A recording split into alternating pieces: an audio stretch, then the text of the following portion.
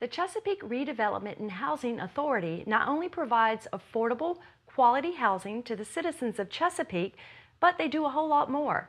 Here to talk about some of their programs and initiatives is Director Justin Brooks. Welcome to the show. It's great to be here. Thank you for having me. Now tell me, what exactly is the Chesapeake Redevelopment and Housing Authority? CRHA was founded in 1950 under the Federal Housing Act to administer all of the traditional HUD programs, the Department of Housing and Urban Development, and has been continuously in operation here with the city of Chesapeake since 1950. Wow, that's a good long time. So what is the vision?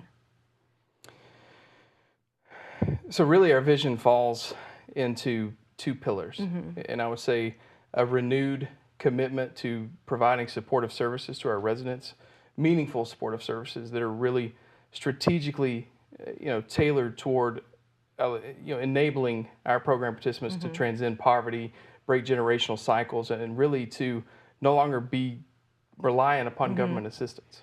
So it's meant to be temporary. Absolutely. So you provide services, not only housing, but you provide services to help those individuals to better their situation. Absolutely. And so we're a recipient of two competitive grants through the U.S. Department of Housing and Urban Development. The first is our Family Self-Sufficiency Program.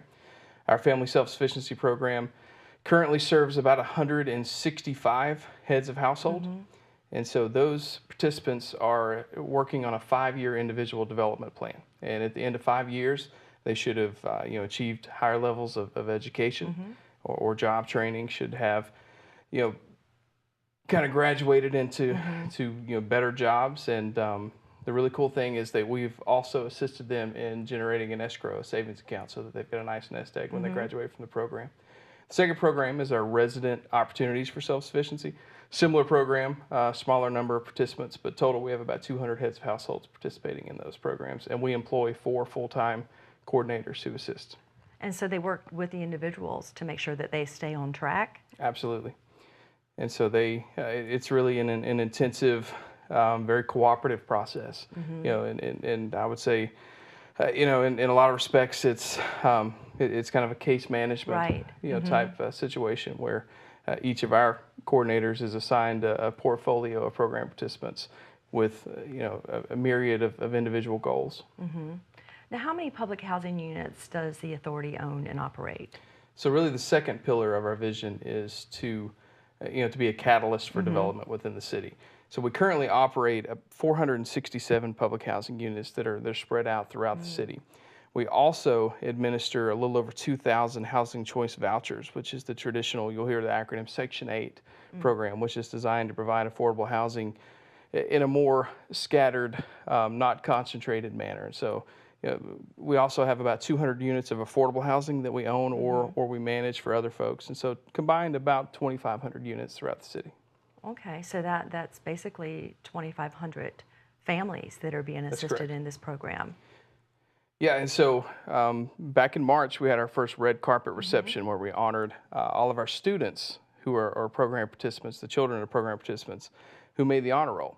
And in preparation for that, we discovered that we actually have 1,700, roughly school-age kids that are within our programs. And so that's, obviously it's easy to see why that, is a priority for us to instill within them, those same supportive services in the foundation so that they can break generational poverty cycles and go on to do great things. I think that's great because you're not just working with the HIDA household to help them secure a better future, but you're also working with generations to help them as well to make better decisions to better their situation so that they can sort of break the cycle. Absolutely.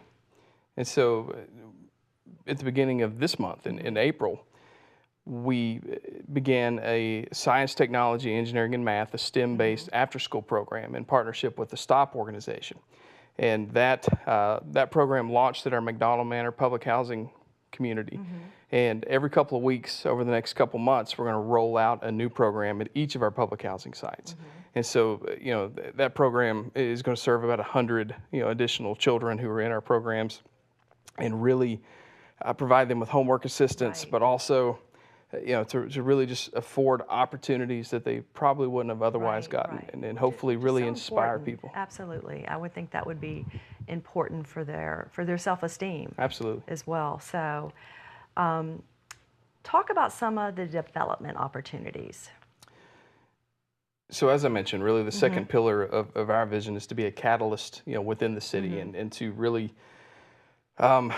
just create development opportunities for, new development, for redevelopment, for opportunities to elevate, as many people as possible.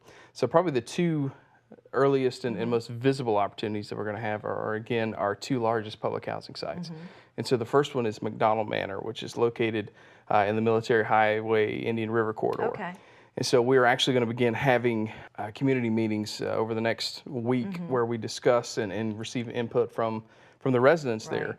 And we talk about, a path to redevelopment the property and to really complete a pretty substantial renovation, all new finishes, and most importantly, preserve that property for, an entire new generation of folks in need.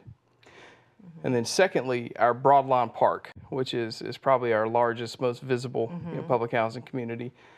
It's also our oldest. Now, and where so is that? Is that so that is in the Campostella. That's what I was thinking. Okay. Campostella Atlantic Avenue corridor, kind of north, Battlefield, kind of on the fringe of the South Norfolk area.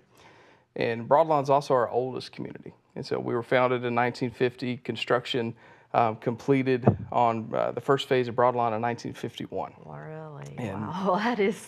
And the property really hasn't had a substantial renovation over the years. We've made great improvements, and frankly, we've done a great job maintaining it. But she's tired, and so it's an opportunity for us to really look at that community in a transformational light and say, if there weren't barriers today, what would we want a new mixed income affordable housing community to look like? And so we're beginning that process of master planning and moving toward redevelopment of that community.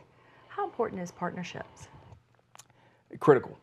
In fact, we are never going to receive enough funding to accomplish the mission of our agency. That's been the case since 1950. It's going to be the case long after, long after this interview.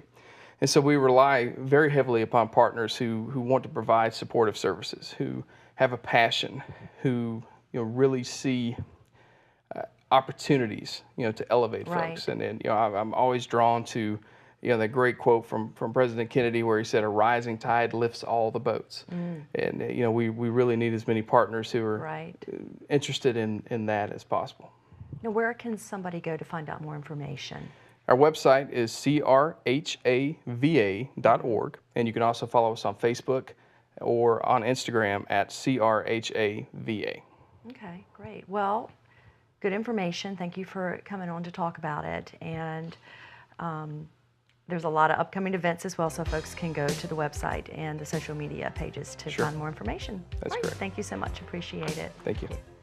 We have to take a quick break, but up next, learn how you can help prevent the elderly from being a target for scammers. Stay with us.